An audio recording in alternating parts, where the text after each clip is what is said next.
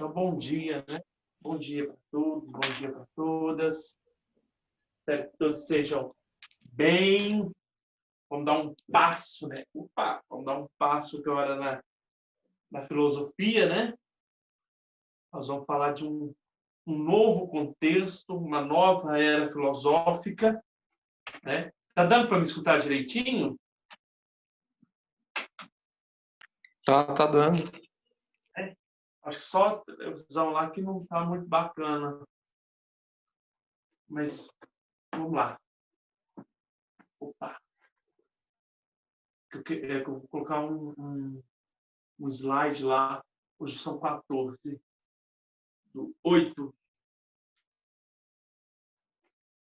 A Ana Clara. Presente. Ana Clara está presente. Ana Clara.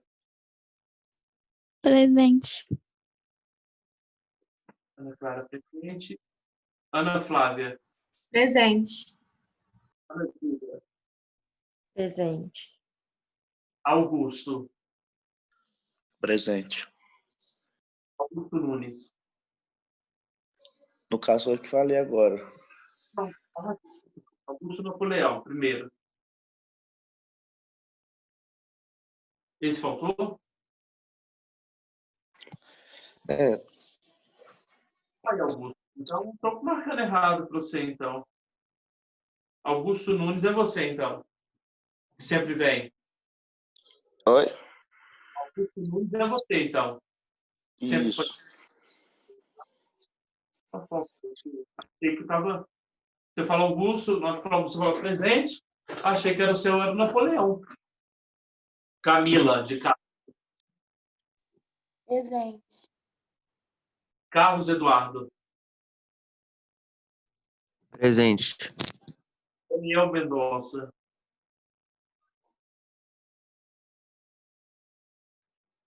Diogo. Presente. Gabriel Carlos.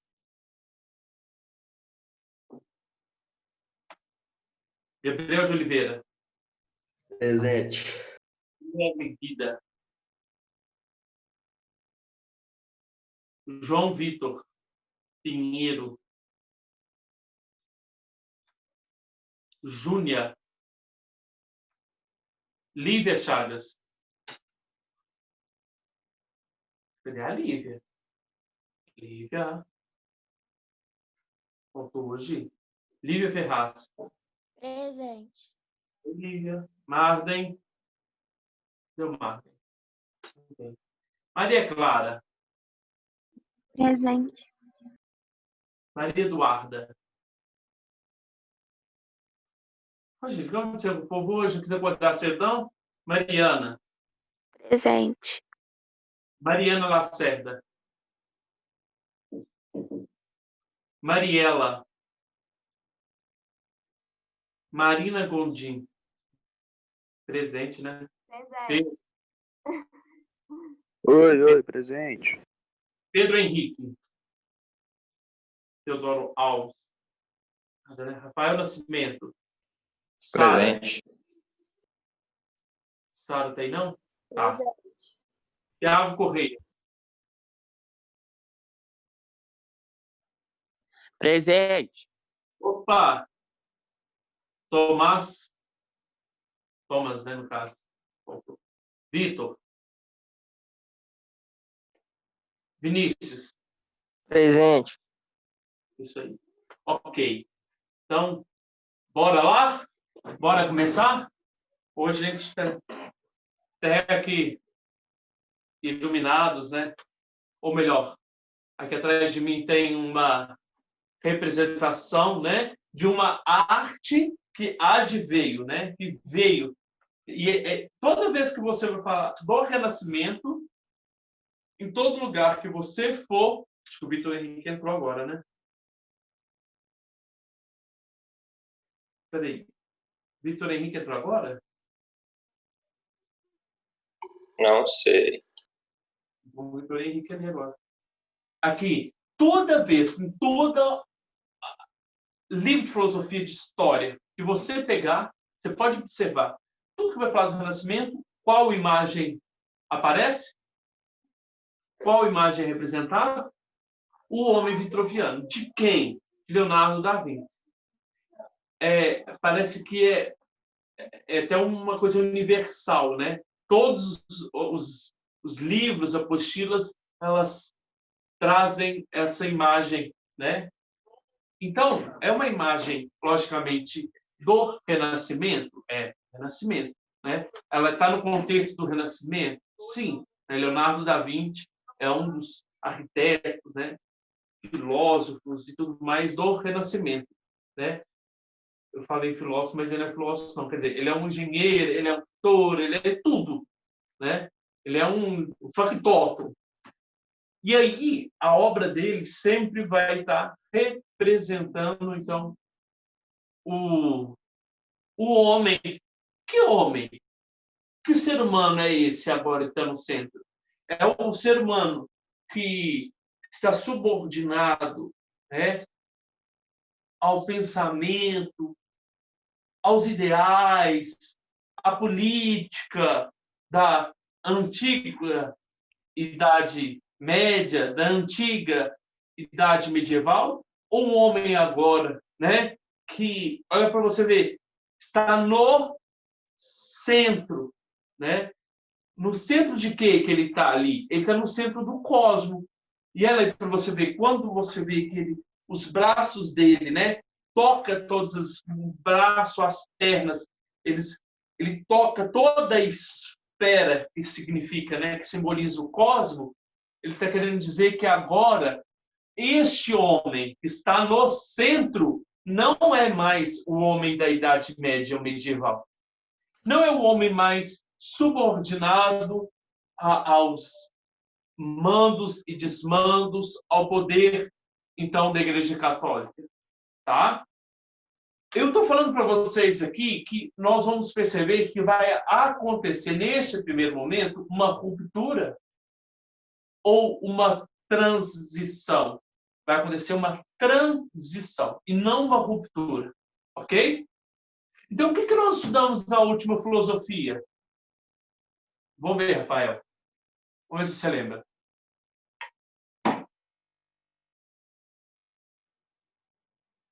Que a natureza, né? Que todas as coisas, né? O ser humano, as leis, toda a ordem cosmológica, né? Toda a astrologia, né? Tudo estava subordinado ao poder da Igreja Católica. Então, tudo resumia-se que tudo era ou vinha de Deus. Tudo vinha de Deus, né? Tudo vinha e tudo voltava para Deus. Ok? Não é isso, Rafael, que nós estudamos? Nós não estudamos um Santo Agostinho, nós não estudamos um Santo Tomás de Aquino, né? A Nina aí pode me ajudar também. Então, nós tínhamos dentro da nossa cabeça, nossa concepção de que todas as coisas advinham de Deus, né? Só que agora nós vamos perceber que vai acontecer uma transição. Olha lá para você ver, ó, capítulo 9, lá está escrito lá lá na televisão, ó, capítulo 9, Humanismo Renascentista. Tá? E aí nós temos uma imagem que também faz parte, né, do Renascimento, né, dentro desse contexto do Renascimento, que é uma obra, que é um conjunto de obras, né?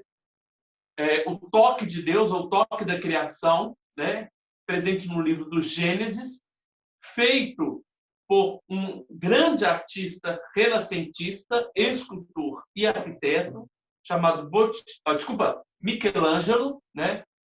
Michelangelo. E o Michelangelo, né?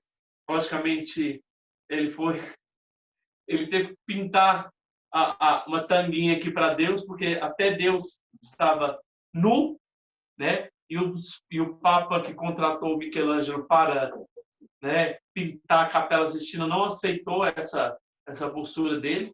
Então, o que essa imagem aí representa para vocês? Alguém poderia me dizer? O que essa imagem representa para você na idade média ou medieval? Quase. Oi. Eu acho que representa Deus, né? Passando todo a teoria lá de.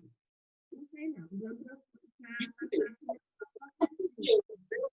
Deus está no centro. Deus é o centro de todas as coisas.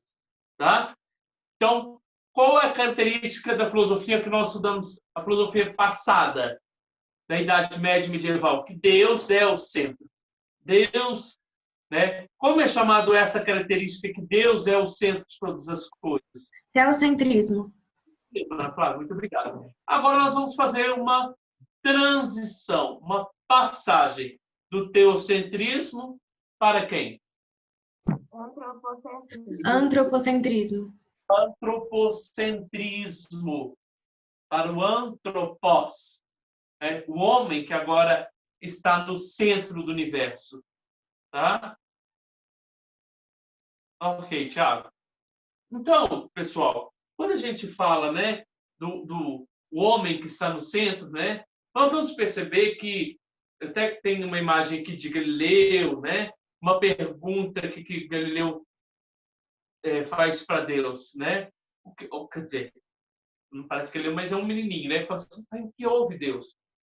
Aí o Deus responde, graças ao humanista, ou graças aos humanistas, eu tive que fazer alguns ajustes na criação, na natureza, na própria astrologia. Porque a igreja, até então, acreditava que o centro das coisas era o quê? Era o hélio ou era o geo como centro das coisas?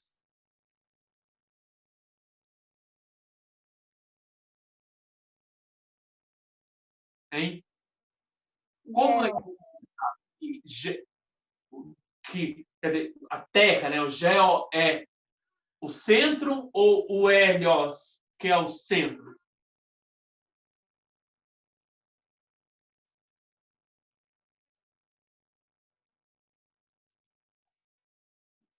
Vai, Nina.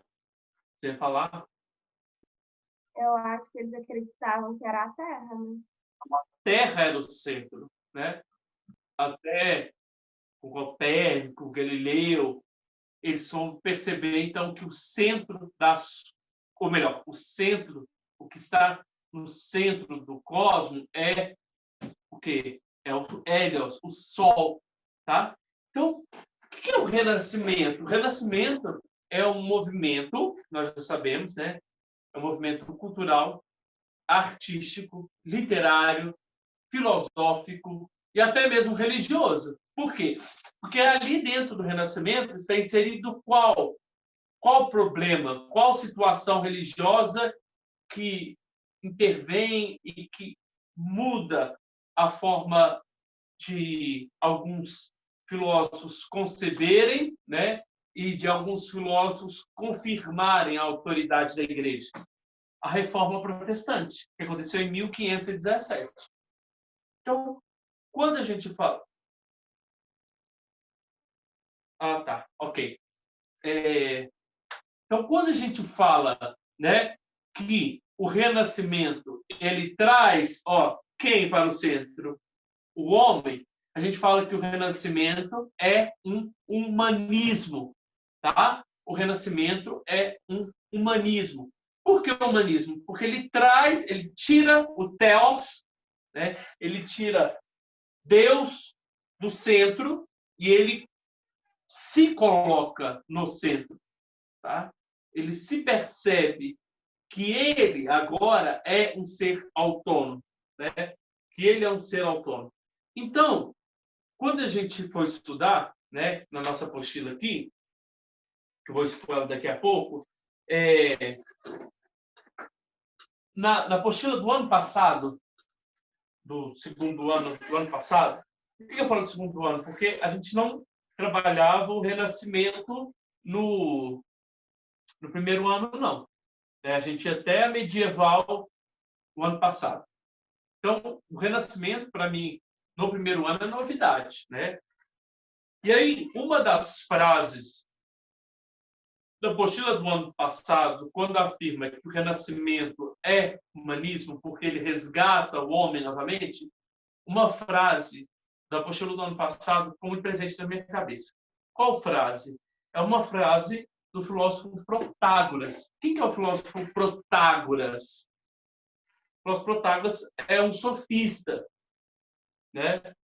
Olha para você ver. Qual é o ponto central mesmo do Renascimento?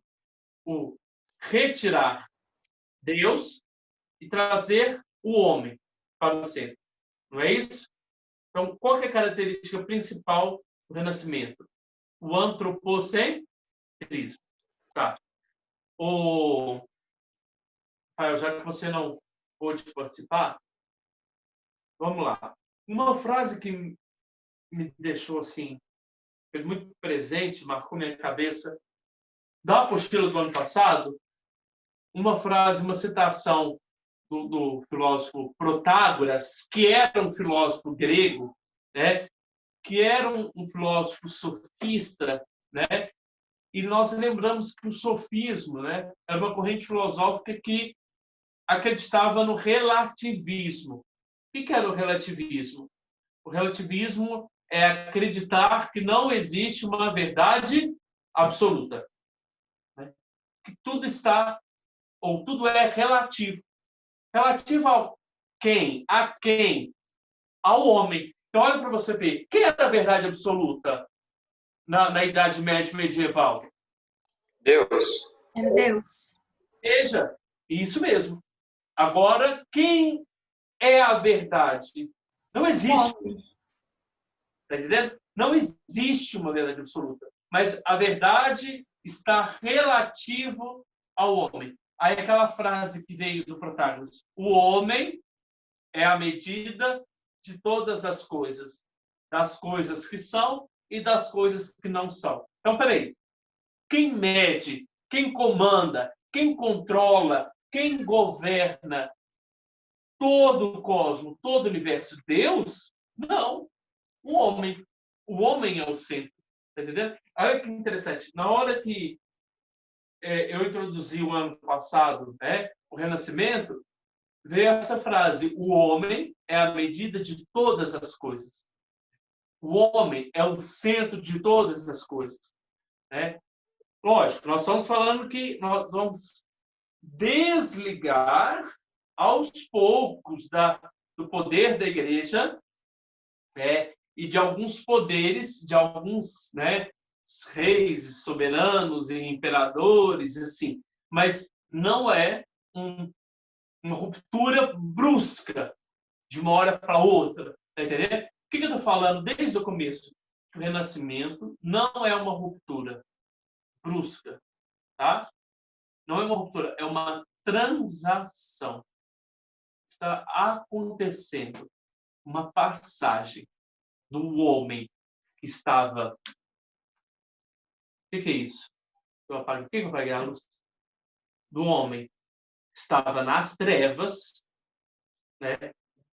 Nas trevas da sua ignorância, nas trevas da submissão, nas trevas, né, que quem detinha o poder era a Igreja Católica, e se eu quisesse acender essa luz, eu tinha que apagar essa luz rapidamente, né?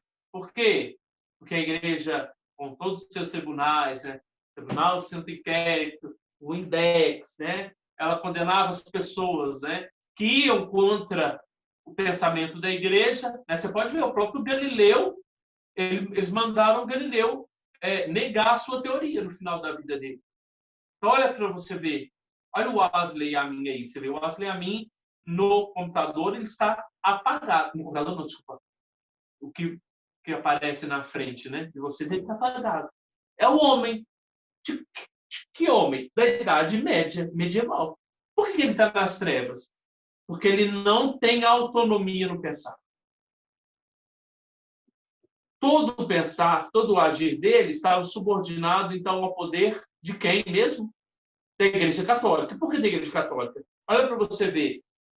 Qual igreja que estava estruturada, organizada, depois do século V, quando o Império Romano caiu? Igreja Católica.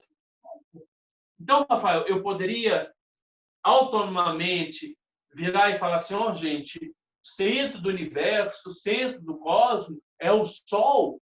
Não. Quem tinha autoridade para falar sobre essas coisas era quem estava subordinado, quer dizer, dentro do clero da Igreja Católica. Está entendendo? Então, quer dizer, o homem, né? Qual o homem? O homem que não estava na igreja, né? O homem, o leigo, né? Estava fora dos domínios da igreja, era um homem apagado. Igual literalmente eu aqui estou apagado. É o homem das trevas. Por isso que fala, é época também das trevas. Por que das trevas mesmo? Por que das trevas? Porque foi uma época onde não se buscava muito conhecimento. Ficava preso naquela ideia de que Deus era o centro de tudo e ninguém buscava conhecer, pesquisar. Uma idade muito parada, sem mudanças bruscas no pensamento. Mudanças sem aquisição de muito conhecimento, sem avanço da ciência. Só que o homem, ó, ele resolveu acender essa luz. A luz da razão, a luz do raciocínio, né? Buscar, então, aos poucos, se tornar autônomo, independente, enfrentar o poder da igreja, né? E ser livre, tá? É isso, então. E aí, quando a gente fala que o renascimento é o humanismo, que ele volta o homem para o centro, né? Só que ele é um renascer, né? Então, quando a gente fala assim, qual o contexto que marca, né, o início da filosofia, né, da Idade Moderna? O contexto é o Renascimento, né? Mas o que o Renascimento é? O Renascimento é um renascer. Renascer de quê? Do humanismo. Que homem? Não, que humanismo é esse? O que significa esse humanismo? Olha lá os gregos e os romanos, né? O que a filosofia grega e romana fez?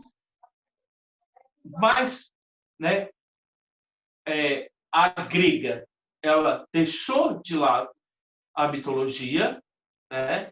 Ela deixa de lado a mitologia e ela busca, então, aos poucos, né? Também não é uma coisa brusca de um dia para o outro, uma ruptura total, como também não aconteceu na própria filosofia da antiguidade, né? Muitos filósofos ainda acreditavam nos deuses, né? Nós usamos vários mitos, por exemplo, o próprio Platão usa dos mitos, né, para interpretar a sua filosofia, né? Então você percebe, ó, há uma transição entre mitologia e filosofia.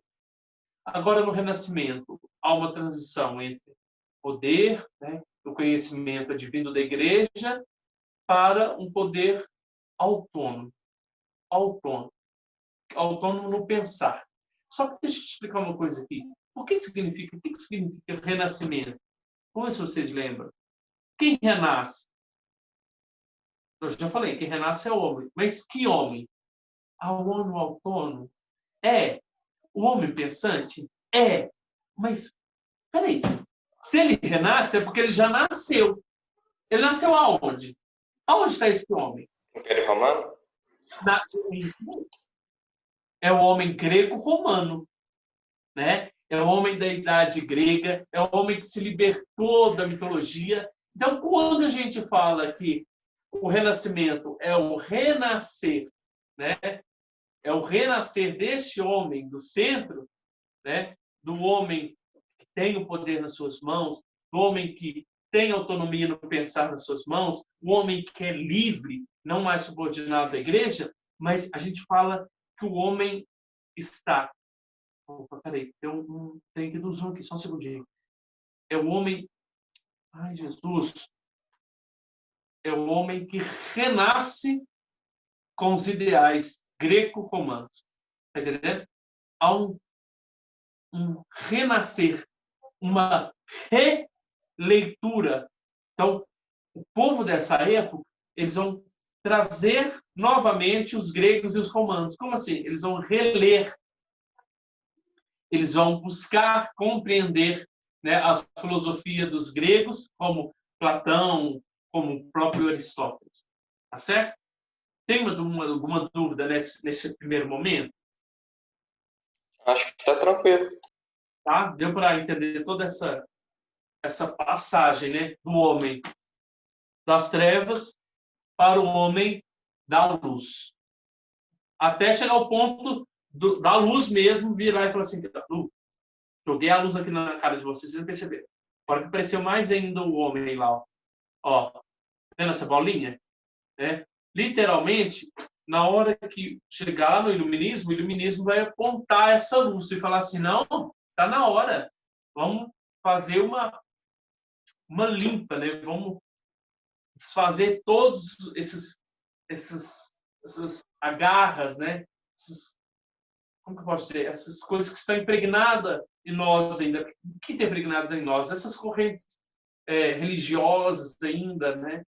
Então, quer dizer, lá no iluminismo você vai ver que há o quê? Uma ruptura. Aqui no Renascimento está acontecendo somente uma transição. Então, lá quando a gente for estudar iluminismo, você vai ver. Aqui nós estamos falando de uma transição lenta, vagarosa, né? E até a Igreja Católica vai precisar desse contexto do Renascimento ainda para reforçar o seu poder, depois que vem Martim Lutero, em 1517, né? E pá, prega lá as suas teses, né? De renovação da Igreja, né? De um renovar da Igreja. Só que esse renovar, né? Essas teses que seriam uma renovação da Igreja foi mal interpretada. Lutero foi o quê? Excomungado da Igreja, né? E aí ele fundou uma nova religião. Não só ele, mas alguns reis, por exemplo, Henrique VIII, na Inglaterra, né? Fundou então a Igreja Anglicana. E aí nós vamos perceber que um dos filósofos que nós vamos estudar, que é o Thomas More, que foi condenado pela Igreja, se tornou um santo da Igreja, um santo mártir da Igreja. Por quê? Porque, embora ele fazia críticas à religião católica, nós vamos ver isso lá na frente, tá? Mas eu estou dando uma resumida. Embora ele fazia críticas à religião católica, né, ele se tornou um mártir da Igreja Católica. Por quê? Porque ele não quis aceitar que Henrique VIII, né, considerar Henrique VIII como aceitar o poder do rei Henrique VIII, né, e aceitar que esse rei fundasse uma religião, né, e quem fundamentasse essa religião é o poder do próprio rei. Foi o surgimento da Igreja Anglicana, né? Então nós vamos estudar isso lá para frente, né? Na hora que a gente for estudar o Thomas More aqui na nossa apostila, tá? Mas então o que nós vamos estudar? A unidade 4. Nessa unidade 4, nós vamos estudar, então, a filosofia do Renascimento. Tá? Vamos lá. Alguém poderia ler para mim só essa introduçãozinha aqui? Opa, subiu demais. Ai, Jesus, só um segundinho. Subiu demais. Unidade 4, filosofia do Renascimento. Vamos lá. Filosofia do Renascimento. Por favor. Quer que leia, amigo? Por exemplo, assim, eu sempre vou precisar, eu vou usar agora a apostila, tá? Sempre a leitura. Então, eu gostaria que, se não fosse incomodar vocês, né?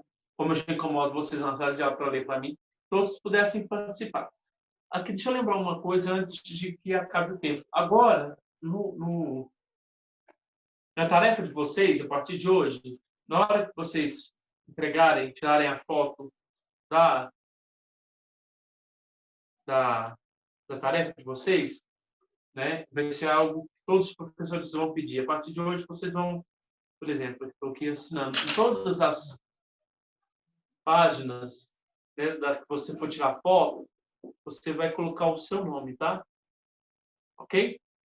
Foi um acordo feito entre nós professores, coordenação, né? Para ficar mais fácil também a nossa correção, né? Então, por favor, Rafael, só para a gente finalizar essa aula, a filosofia do renascimento. Né? O mundo medieval e o mundo moderno são profundamente diferentes.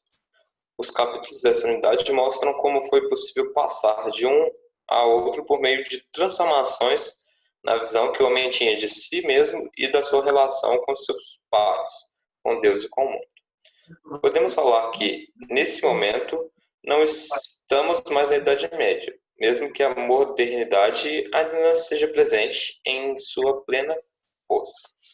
Por isso, o período recebe um nome próprio, Renascimento, que é derivado da proposta de retomar os valores greco-romanos em aspectos que foram deixados de lado pela Idade Média. Veremos. Oi. Se você tiver com a apostila, grita esse parágrafo aqui para mim. Ó. Então, ó, primeiro, só para eu falar.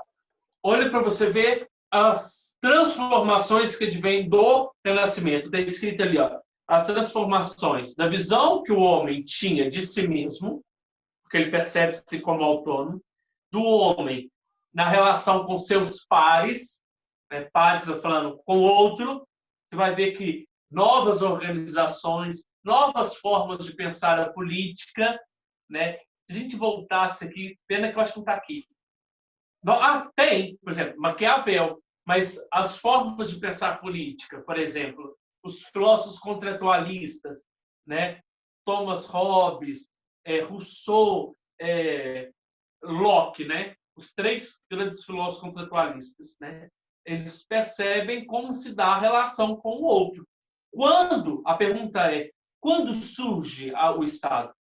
Quando surge a relação com o outro, né? Ou melhor, quando surge a sociedade? Aí eles vão fazer o quê? Eles vão voltar o homem do estado de natureza, né? No seu estado primitivo, né? No seu estado na qual não existia leis, né?